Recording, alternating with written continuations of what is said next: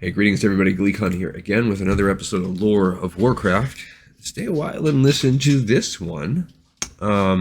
We've jumped forward some years, a couple hundred, and we are now at the rise of Arathor, which is 2,800 years before the Dark Portal. We are, if you think about what we've accomplished since the trilogy, that was 10,000 years, so we've already gone over 7,000 years closer to the main event.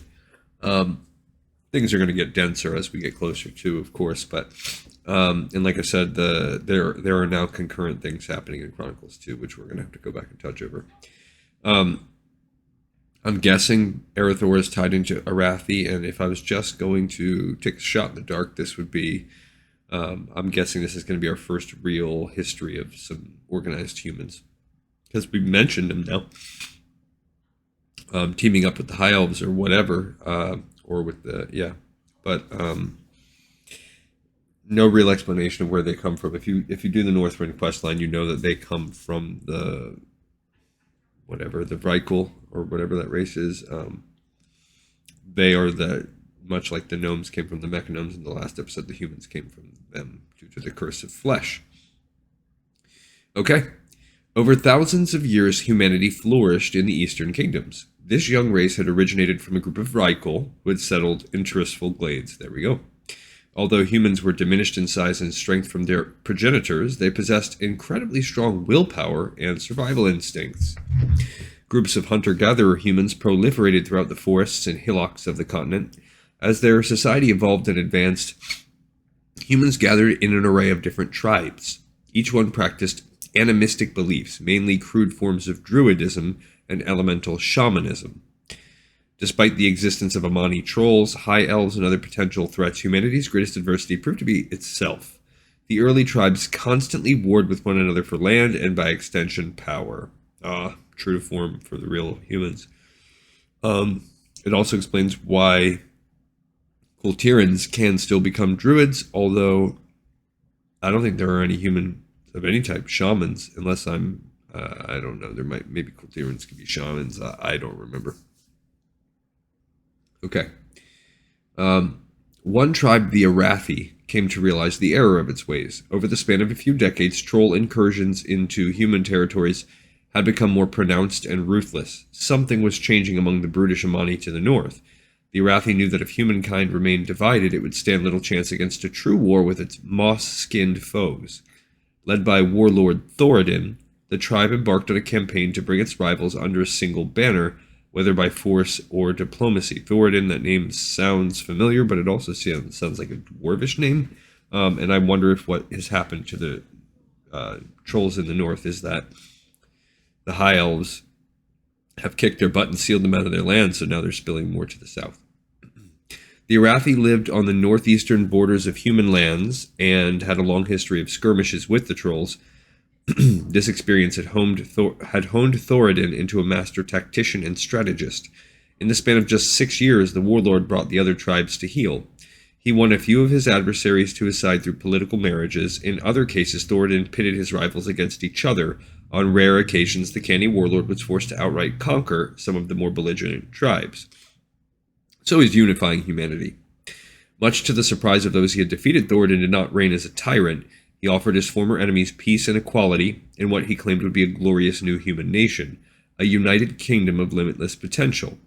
The tribal leaders would not fade into obscurity. They would serve as honored generals. With these acts, Thoradin won the loyalty of his adversaries and was crowned king.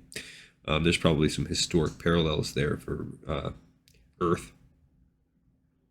King Thoradin named his new kingdom Arathor. He tasked his most gifted builders with constructing a mighty capital called Strom, southeast of Tristful Glades. Okay, so this is the precursor to the human race and or the current human alliance and to Stormwind. The semi-arid terrain around the city acted as the ideal buffer zone between humanity and the Amani, prohibiting the trolls from launching their much-feared forest ambushes. Thoradin also ordered his people to build a great wall near the capital to further shield them from Amani incursions. Word of Strom's might quickly spread among other disparate human tribes throughout the continent. Many flocked to the fortress for safety. Just as Thoradin had expected, Amani trolls soon began encroaching on outlying lands controlled by the humans. The king dispatched 2 of his most prominent generals to gather intelligence on their enemies and waylay any of the brutes who strayed too deep into Arathor's borders. One of these generals was named Igneous. Ooh, that's foreboding.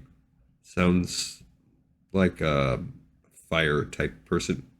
He and his people originally dwelled among the rugged slopes around the Alterac Mountains. Though considered uncouth and savage by many of the humans from other regions, Igneous and his Northlanders were unmatched in their bravery and strength. They stalked well beyond Arathor's borders, slaughtering any trolls whom they found skulking in the woodlands. Igneous would garner the name Trollbane for the amount of Amani blood he spilled. That sounds familiar. I believe either a weapon or something is called Trollbane and exists in the World of Warcraft universe. Thoradin's other favored general was Lord Dane, who hailed from the heart of Tristful Glades. This is maybe the ancestor of Lordaeron. He and his regimented warriors were considered more refined than Igneous and the other mountain folk.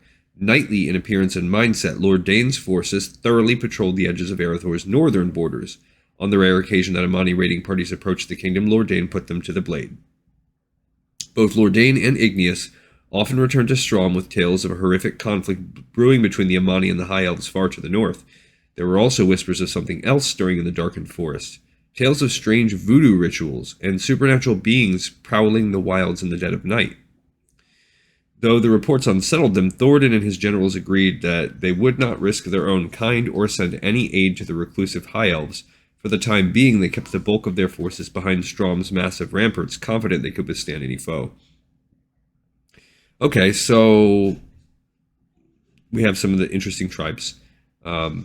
The Arathi are, it seems to be the predecessors of the main Stormwind type of humans, and the Igneous. I wonder how that's going to play into things, and play into the Searing Gorge and stuff like that. And then Thoradin. It's interesting that Thoradin's the name of the person.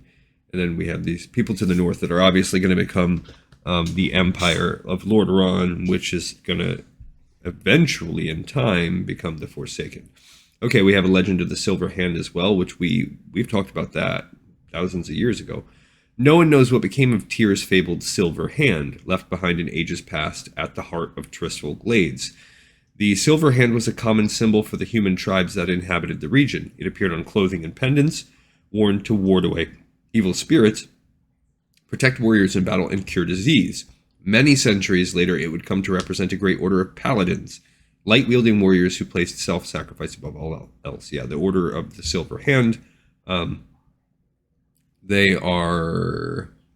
I don't think they really start existing until Warcraft 2. I think there are some clerics that exist, and they probably worship Tyr as well. And obviously Tyr as a keeper, or whatever, I think that's what they were called, the kind of lieutenants of the Titans. He was a hero and protected the Valkyr as they came down to the south. So makes sense that these tribes would worship him. Okay, that's cool. We're starting to finally get into really what one of the two main races of Warcraft. You have to argue that orcs and humans are the two main races. Thank you guys. Another episode in the Pipes 5x5. I appreciate you for listening, and I'll see you on the next episode of Lore of Warcraft.